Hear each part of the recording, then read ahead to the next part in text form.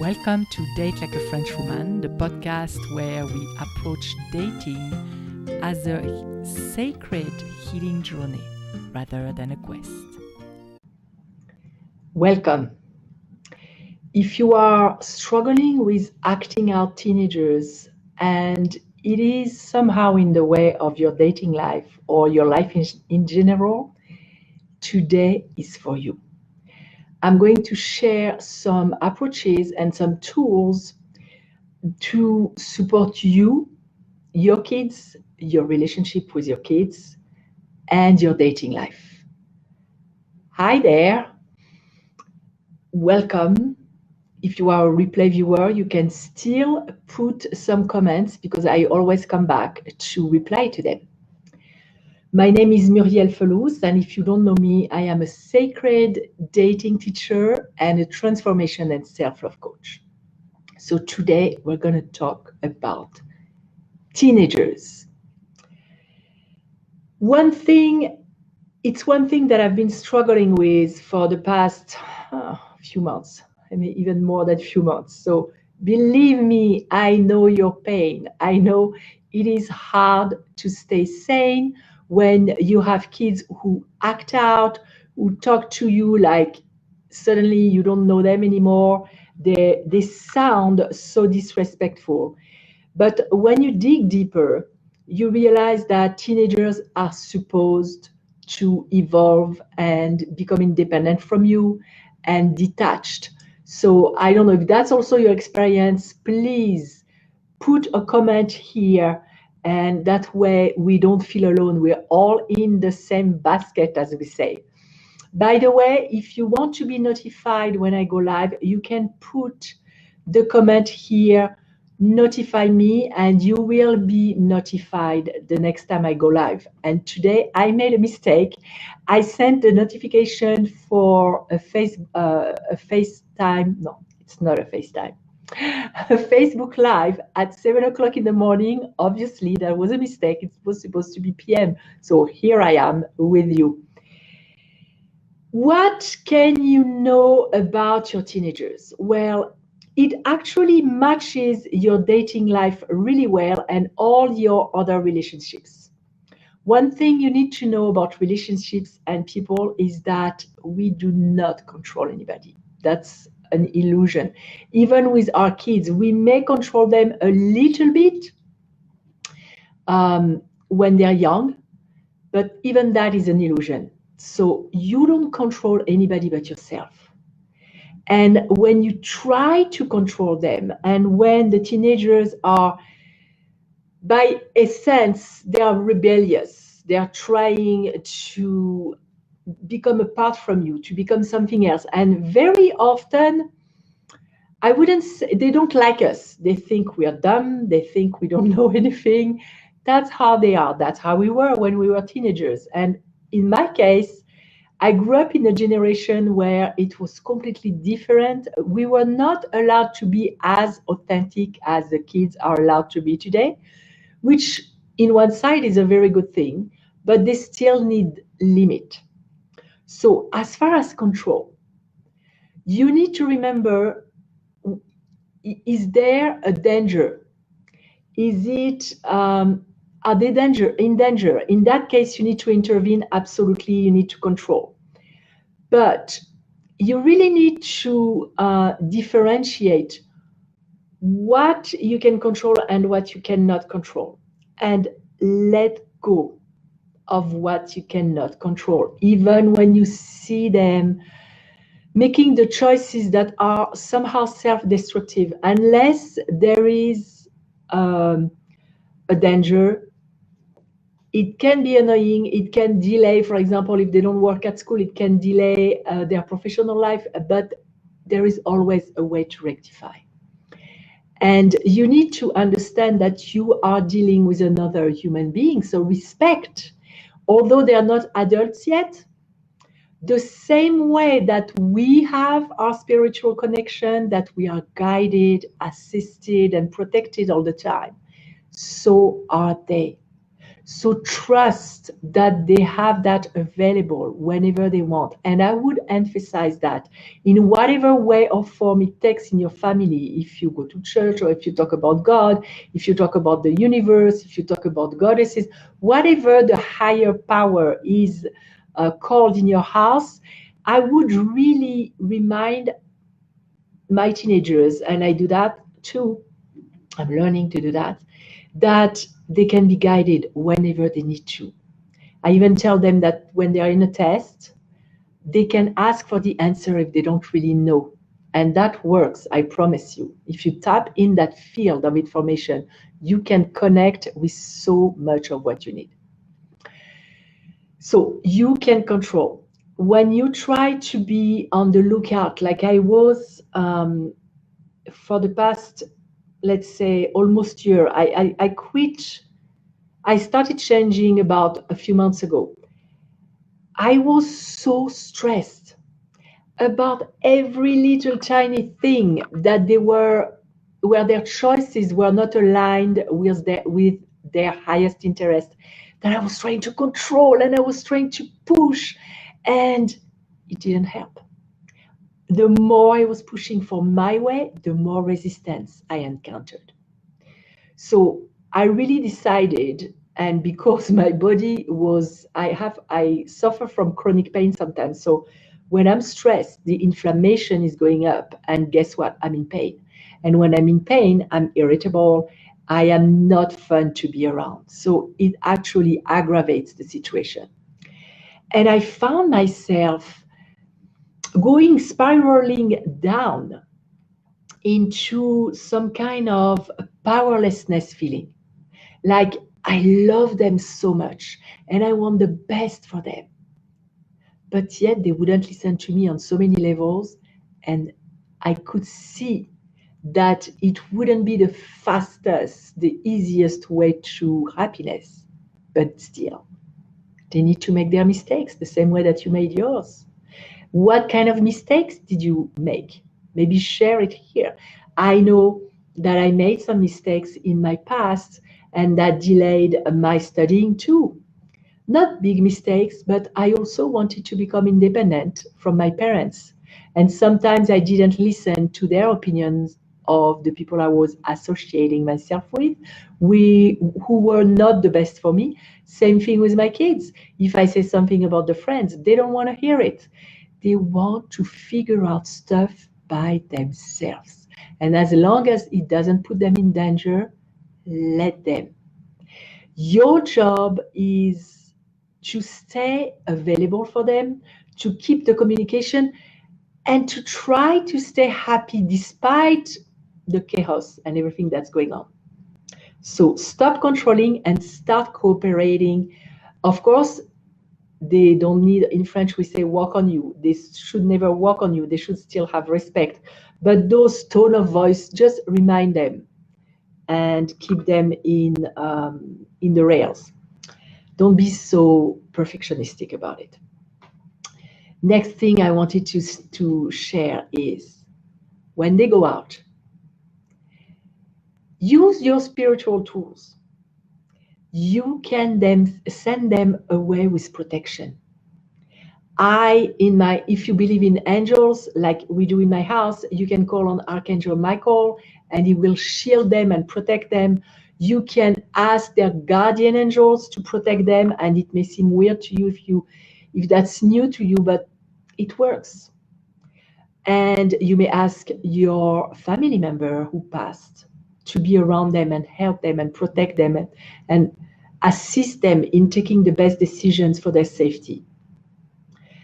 You can also ask for the universe to connect them with their inner wisdom, because I promise you, their body may be teenagers, but inside you have luminous spiritual beings who may be way more advanced than what you can think of. And if they can connect with that, that will help them now while they're teenagers and they're acting crazy, and later in their life.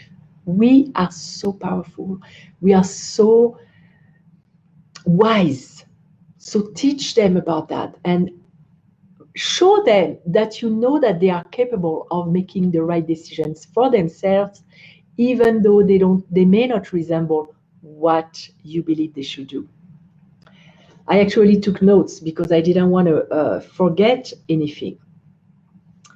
Um, so that's what I wanted to say about dealing with your teenagers. Now, when that happens in your house and there is a lot of tension, make sure, take extra care of yourself. Take time to do stuff that bring you, that make your heart sing, because you're going to be happier, you're going to be easier to be around, the communication will be better. Guess what? When you see your kids in a negative way, and as a matter of fact, anybody, when you visualize somebody and you connect with the negative sides of them, that energy can be perceived by the person in front, and even if they're far away, actually. So what it does, it activates, like people are like disco balls, we have so many facets.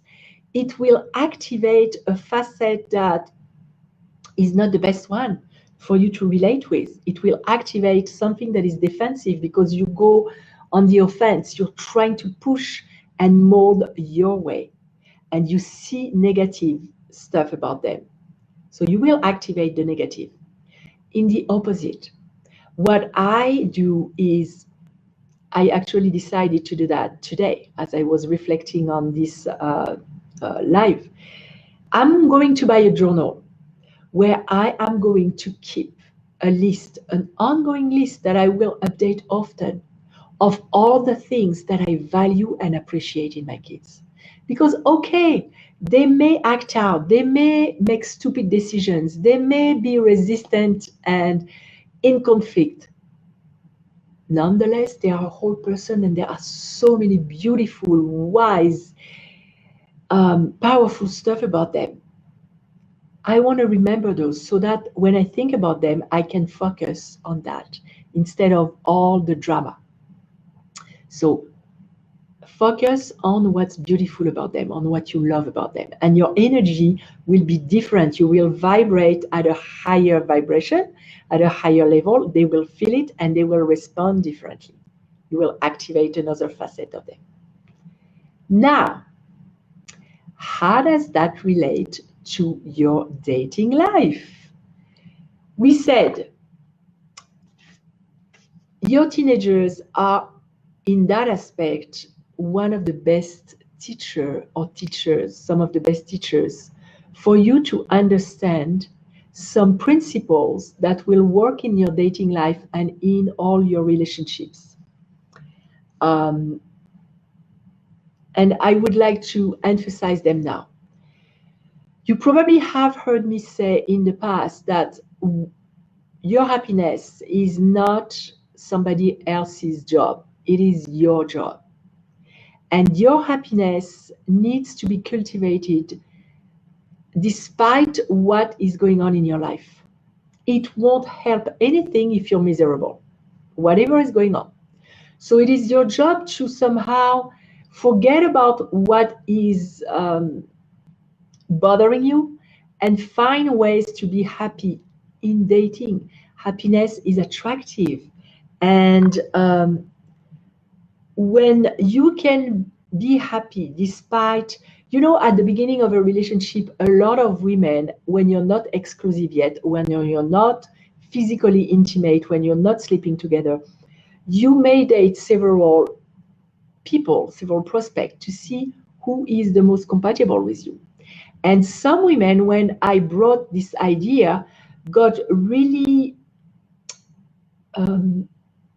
scared, really worried about the fact that the guy is going to also do the same, because you're going to tell him and be transparent and authentic. So they were afraid that if he sees other women, why would he be with me? Well, know that a woman who's happy and who makes herself happy has a life apart from the guy that she's dating. It portrays that woman as a self-confident woman, because that is self-confidence, to know that You don't have to watch what he's doing. You can live your life, you date him, and until you make your decision and he makes his decision, you can be happy. That is removing some tension from the relationship. So be happy no matter what's going on. Same thing, the same way that you be happy in your life, even if your teenagers are acting out. And if you don't know how to do that, shoot me an email. I can do a video about ways to kick yourself back in a different emotional state, tools to practice on a regular basis, because it is a practice like anything else with your brain. Everything is a practice. So you can train yourself to, like a camera, instead of focusing on that fear that you may lose the guy, or that fear that you didn't find love yet, or that fear that he's doing this or that. Of course, I'm not talking about somebody who cheats, right? I'm talking about someone who's respectful of you, where you have an authentic relationship, someone who honors who you are and you honor who he is. When you take the focus of the camera onto what's great about your life, that's way easier to be happy. When you make sure that you do those activities that really fill you with joy and aliveness, that helps to be happy. And many other stuff. So if that's something that you are confused about, you can send me an email, or you can even put here, um, like you would like a video about tools to get happier. And by the way, if that resonates with you, what I'm saying, just put a comment here and say yes. I want to make sure that you that we connect, that you understand what I'm saying. The second point is that I wanted to bring out is what I've already said about your teenagers. You don't control anyone, and it is not about dating someone that you are planning on changing. That's one of the most common mistakes with women. They say, oh, he's not like that, but that's okay, he will change. Don't. It's either it is someone that you're able to be in a relationship with today as he is, without you having to control how many times you see each other. You know how sometimes women can be manipulative and not really express the desire, for example, to see him, but throw some hints there and see what sticks. And if the person is not really compatible and is a player, for example, or if he's not ready to commit or not ready for the relationship and is not ready to see you that often, sometimes women tend to push and to make it happen, find bogus reasons, or find incentives like, oh, I have 2 tickets to blah, blah, blah. Do you want to come with me? Do not try to control the relationship. Let it flow. Let yourself see who he is when you don't have to do anything. Because the truth is, the person for you will want to see you. And if they don't, is not the person for you. Next is acknowledge that you have a human being in front of you. Honor that person. You may be very different. And it's not about finding another you with hair. If you learn about men, you will understand that they function differently. They are not supposed to function like you. Even the same word wouldn't connect with the same notion in you and in him. We are so different. Learn to interact with men, educate yourself, and understand that you have a human being in front of you, and that's beautiful. And you should try to discover who he is and let him do his way. It's not about you imposing or giving advices that are unsolicited. No, I think I did Franglish. Unsolicited advice. I always, this one is too close to my first language. So let him be and honor and admire, acknowledge who he is. Then we come back to trust. Trust that whatever is supposed to be shown to you will be shown. Trust that if it is not the right person for you and you feel the need to control, hold yourself back because something is wrong. It may be one of your patterns. It may also be the fact that you detect that something is not for you, but you resist letting go. So trust that there is someone for you and you don't have to push, control, or manipulate. You can let it flow. And which actually brings a point that I didn't mention with your teenagers, but that I would like to mention too. When you have a problem that you struggle with, but you don't know exactly how to solve, and you feel a little bit powerless, give it to God, give it to the universe, give it to the field to deal with because it's too big for you and it's not for you to manage alone. Same thing in dating. Give it to the universe to show you who's for you and to make it evident, obvious, so you don't have to control or figure it out. Of course, there will be differences. There will be a relationship always is a terrain for growth. That's the best way to grow because we bump into each other's wounds. We bump into each other's unconscious belief. And that's magnificent because that way we become aware of them and we can heal. We can remove each layer until we can fully shine our light in the world. So trust that you are guided and surrender to the power bigger than you because it is here for your highest good. And sometimes the vision that you have for your relationship, your ideal relationship, is something different than what the universe has in store for you, which is way better. So those principles that I just mentioned are applicable to everything. You can use it for your relationships at work, at home, in love, with your kids, with your friends, with everyone. Let go of the resistance, trust, and start focusing on maintaining an emotional state that is joyful and high as much as possible because that will serve everybody. You will interact better. Um, I want to remind you that when we're talking about energy, everything is connected. So the way that you're going to think about people, the way that you're going to do your life is connected to your relationships. The way you're going to eat, the way you're going to sleep, everything will have an impact on your relationships.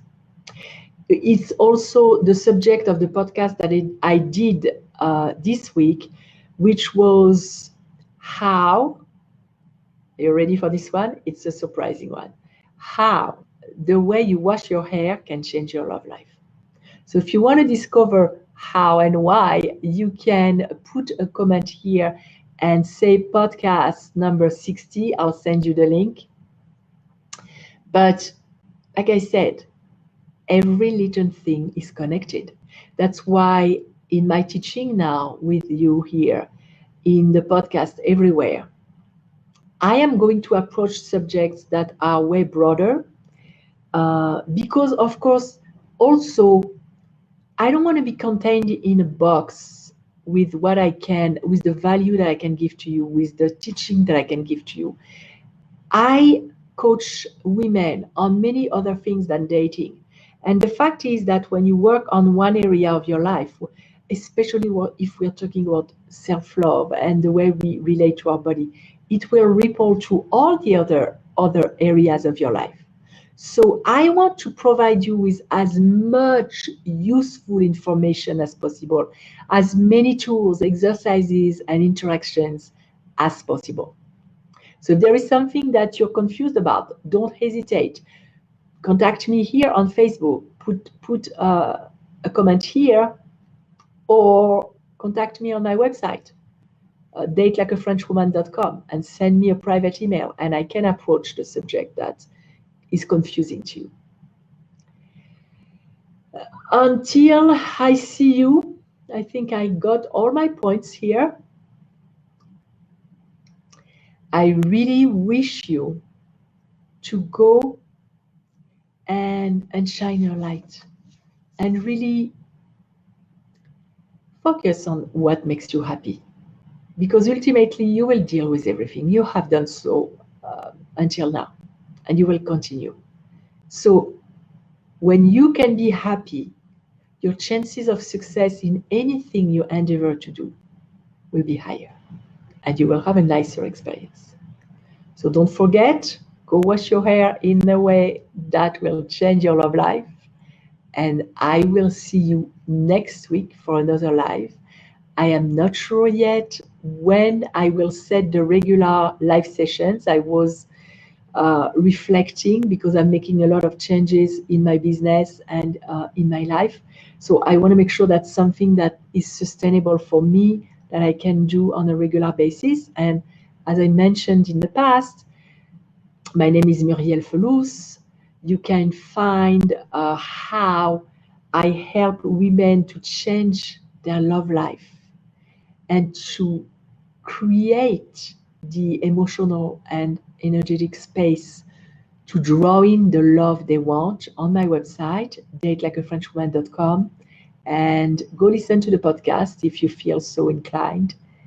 Until I see you again, go and shine your life. And remember, shine your life. Shine your light in your life. You can shine your life too if you want. Remember, you are loved always. Bye for now.